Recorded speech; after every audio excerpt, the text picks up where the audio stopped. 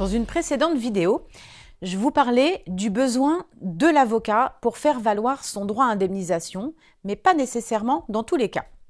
Bien qu'avec un avocat, vous vous assurez d'une meilleure indemnisation. Sur des blessures légères, la différence peut ne pas être flagrante, mais vous allez devoir payer l'avocat. L'appréciation de la nécessité de l'avocat est vraiment du cas par cas, en fonction de l'âge, de la situation personnelle et professionnelle de la victime. Par exemple, un mal de dos suite à un accident ne va pas avoir le même impact sur une secrétaire que sur un pilote de ligne. S'agissant d'une indemnisation contractuelle, je vais vous donner deux exemples dans lesquels l'avocat n'avait aucune plus-value. Un jeune homme perd le contrôle de son véhicule.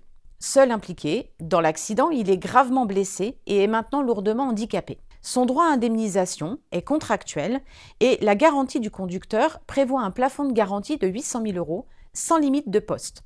Un avocat aurait facturé son honoraire de base plus un honoraire de résultat. Mais au vu de la situation de la victime, suite à l'accident, l'assureur a payé sans difficulté. Dans ce cas, l'avocat n'a aucune plus-value.